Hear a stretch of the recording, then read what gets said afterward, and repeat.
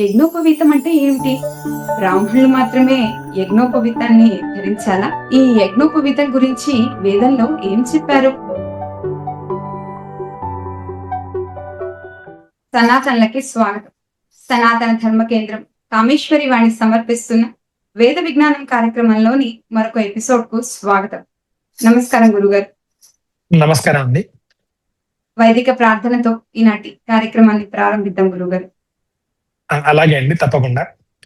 ఓం దేవీం వాచమజనయంత దేవాః తాం విశ్వరూపాః పశవో వదంతి సానో మంద్రేషమూర్జం దుహానాం ధేనుర్వాగస్మానుపసుష్టుతైతు అశేక్షుచాపౌ మధుపూర్ణపాత్రం వరాంకుశం పుష్పశరం వరం చ करैर्दधानामरुणान् त्रिनेत्रान् कामेश्वरीं नित्यमहं भजामि.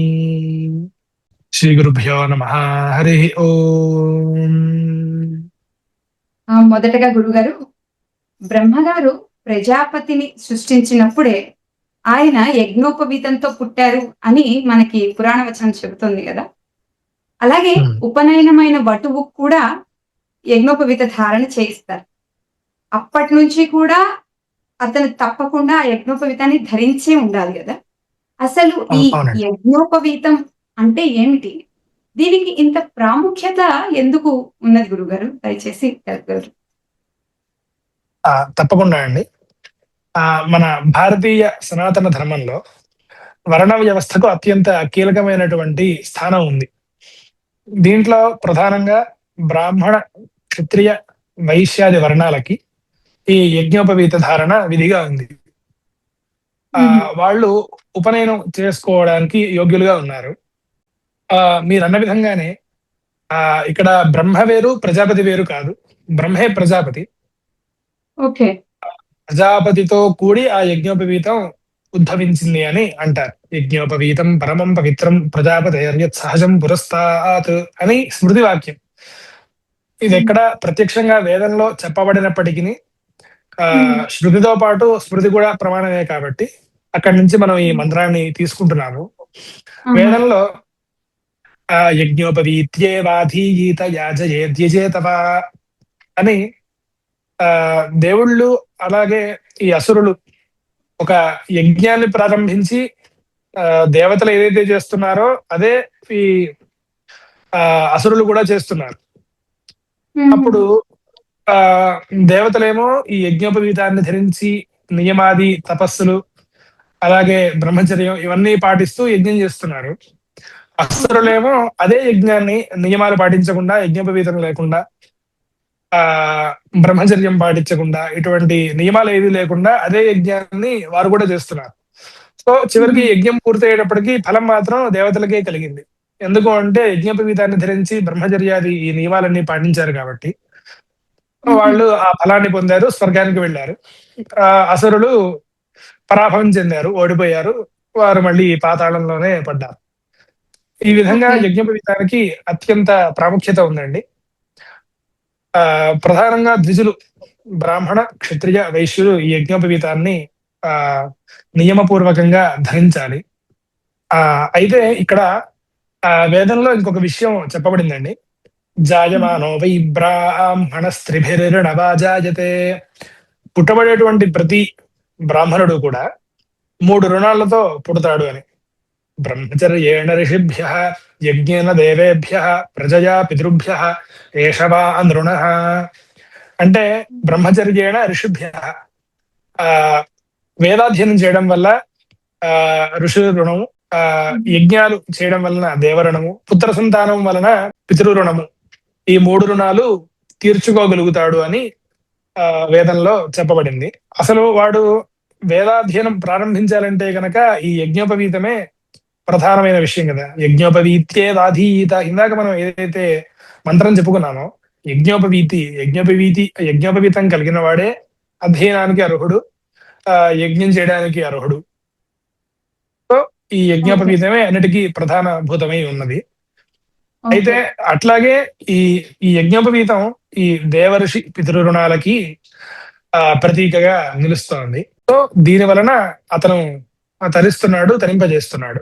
ఓకే. అయితే అసలు అందుకే ఉపనయనం చేసేది ఈ యజ్ఞోపవీత ధారణయే ప్రధాన అంశంగా ఉంటుంది. ప్రధాన విషయమై ఉంటుంది. కదా గురుగారు? ఉపనయనంలో ప్రధాన విషయం ప్రణవ ఉపదేశం, బ్రహ్మోపదేశం అండి. ఓకే. అక్కడ తండ్రి గారి ఆచార్యుడి గారి చేత మనకి ఈ బ్రహ్మ ఉపదేశం గాని, ప్రణవ ఉపదేశం ఈ 2 చేస్తారు. దాని సో, తర్వాత ఈ ఫస్ట్ అసలు ఈ యజ్ఞోపవీత ధారణ చేసిన తర్వాతే అది కూడా ప్రారంభం అవుతుంది కదా గురుగారు? అవును. లేకపోతే అవునండి. ఫస్ట్. సో, అసలు మనం ఏది నేర్చుకోవాలి అన్నా గూడా అంటే సాధారణ చదువులకి మామూలుగా ఎలా అయితే మనకి అక్షరాభ్యాసం చేశాక చదువు ఉంటుందో, ఈ యొక్క విద్యని గనక మన వేద విద్యను ఈ విద్యల్ని అభ్యసించాలంటే మాత్రం ప్రధానంగా యజ్ఞోపవీత ధారణ అయిన తరువాతే ఇదంతా జరుగుతుంది. అవునండి.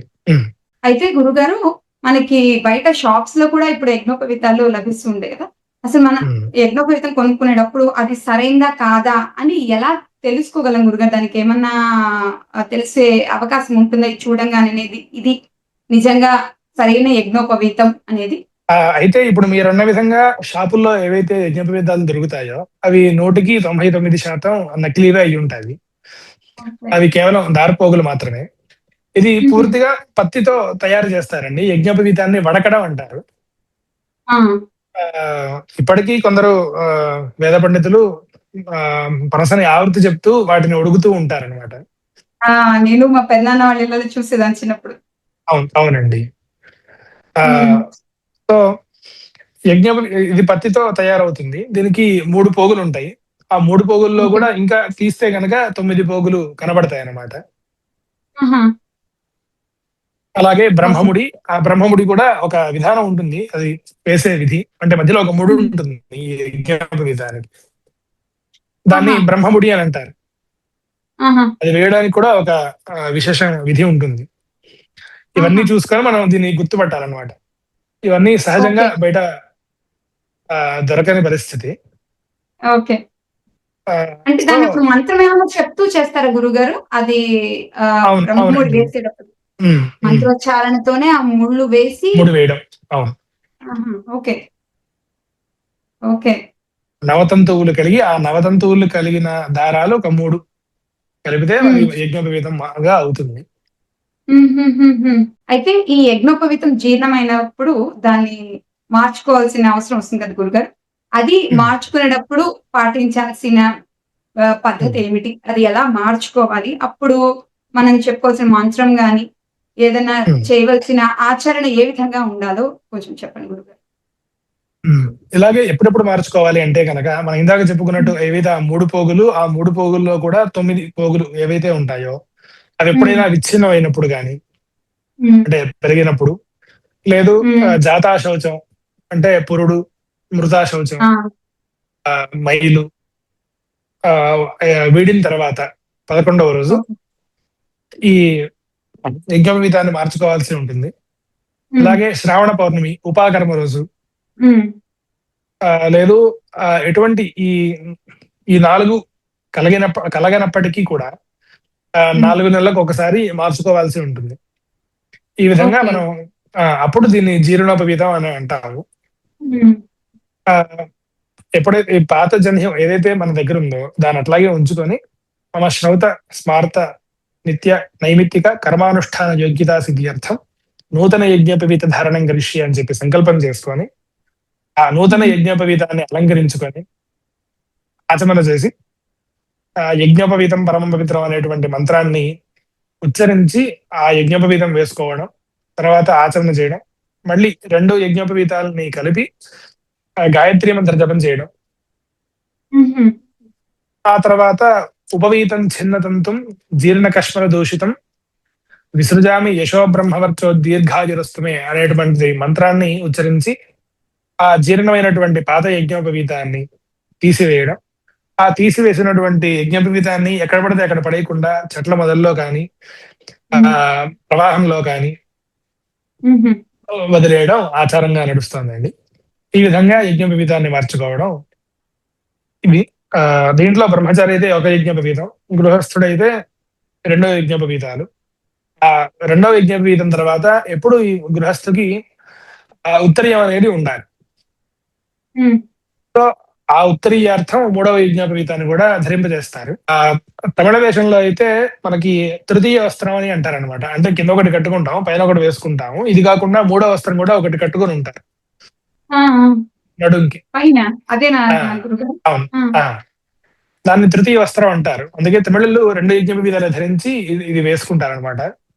ఆహా! మనం తెలుగు వాళ్ళలో మాత్రం 3 యజ్ఞోపవీతాలు ధరించడం ఆనవాయితీగా ఉంది. హుహు. అయితే గృహస్థు అయితే గనక 3 యజ్ఞోపవీతాలు ఎల్లప్పుడూ ధరించి ఉండాలా గురుగారు? అవునండి. అంటే ఈ 3 యజ్ఞోపవీతాలు గృహస్థు దేనికి ప్రతీకగా ధరించాలి గురుగారు? ధరిస్తారు? మొదటి యజ్ఞోపవీతం ఎప్పుడైతే ఉపనయనం అయినప్పుడు బ్రహ్మోపదేశం అయినప్పుడు ఒక యజ్ఞోపవీతాన్ని వేస్తారో హ్మ్. అది హ్మ్. ఒకటి. రెండవది ఉద్వాహనార్థం అంటే ఆహ్, పెళ్ళైనప్పుడు ఇంకొక యజ్ఞోపవీతం వేస్తారు. అది రెండవది. ఓకే. మూడవ యజ్ఞోపవీతం ఉత్తరీయార్థం. అంటే ఒక వస్త్రాన్ని ధరించాలి కదా!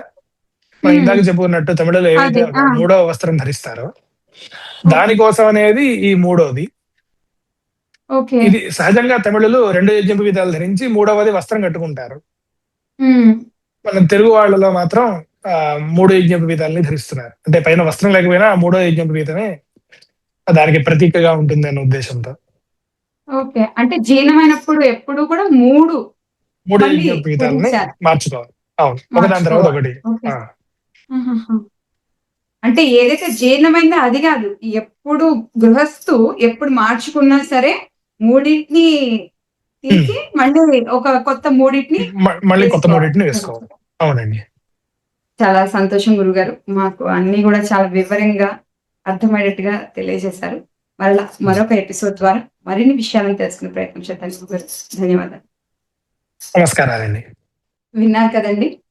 ఈ యజ్ఞోపవీతం అనేది కేవలం బ్రాహ్మణులు మాత్రమే కాదు, క్షత్రియులు, వైశ్యులు కూడా తప్పక ధరించాలి. అలాగే యజ్ఞోపవీతాన్ని ఏ ఏ సందర్భాల్లో మార్చుకోవాలి, అసలు సరైన యజ్ఞోపవీతం ఏది అని ఎలా తెలుసుకోవాలి అని గురువుగారు మనకి ఎంతో చక్కగా వివరించి చెప్పారు గదా! మరలా మరొక ఎపిసోడ్ ద్వారా మరిన్ని విషయాలను తెలుసుకునే ప్రయత్నం చేద్దాం.